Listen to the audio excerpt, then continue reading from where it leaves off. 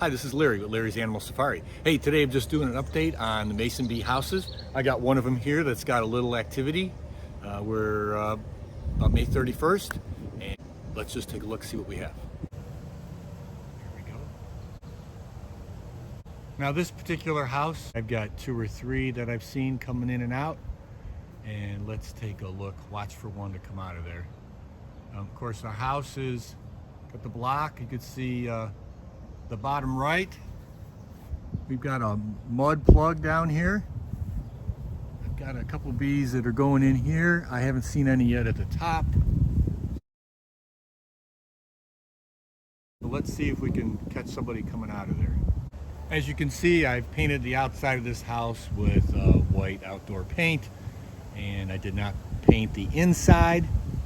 And to make the reeds and the paper, there's one that just came out, reeds and the paper a little more slug, I used a cardboard milk container, which happened to fit really snug inside there, and I packed my paper tubes, which was just rolling up some moving paper around a pencil and cutting it to 6.5 inch lengths, and I put those inside.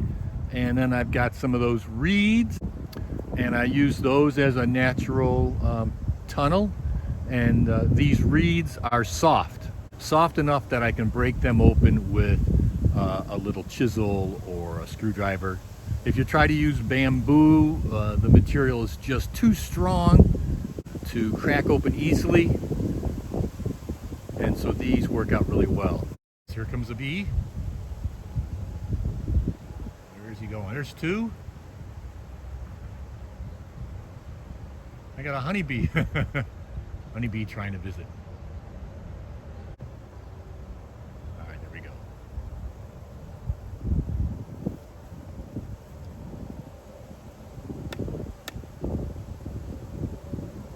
This bee's probably wondering why I'm hanging out. Never been here before.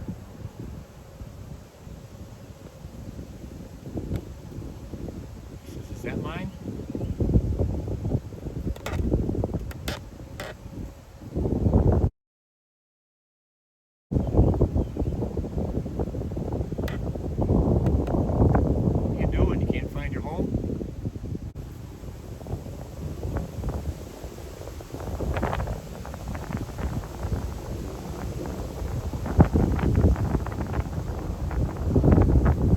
Pretty windy. I'm not sure how much breeze you're getting in that microphone. Let's see if we can go to the side of this guy.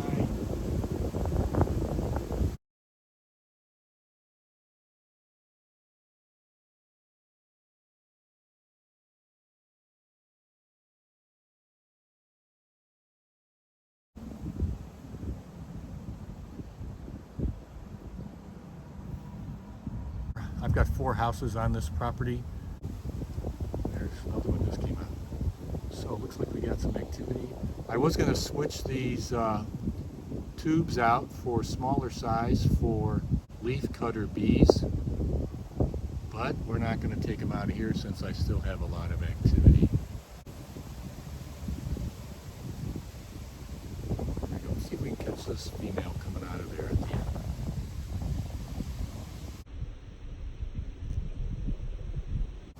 Getting a little close. I got bees coming right by my head.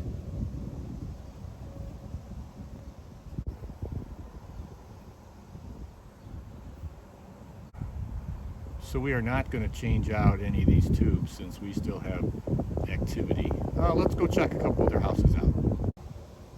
Here's my second house. As you can see, these tubes look a little worn. I imagine they're getting some of the little weathering. Look in there. Doesn't look like brand new paper to me, huh? I haven't seen any activity in this house. All right, so that's our second one. Let's go check out our third. All right, here we are. Nice sunny morning. And obviously you can see the blueberry bushes behind me have filled out quite nicely. We're gonna go to the end of this row and see what we can find for mason bees working a house. Come on, let's go. Look at this, we got blueberries growing on the bush. Very nice. All right, so here's our third mason bee house. And at first glance, didn't look like there was any activity. Now we see a wasp just left. But let's see, on the bottom, we don't have any mud plugs that are visible. And as I scan up, I don't see any mud plugs in the middle. But when I went to the top, on the far right, let's see if we get some light in there. We got a mud plug there.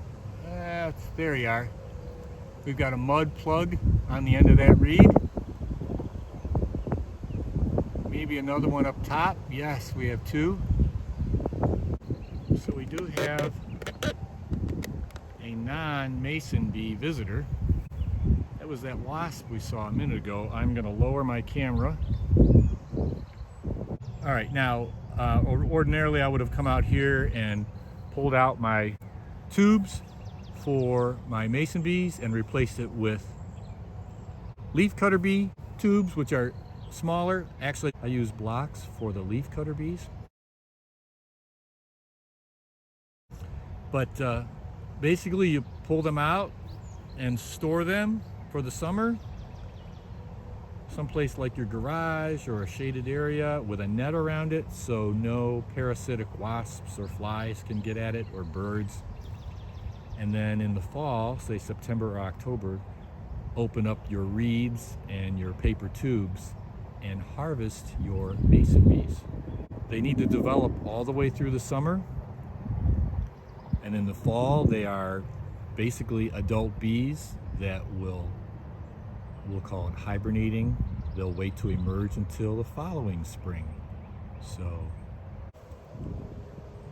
there he is. I'm going to, oh look, another one's coming.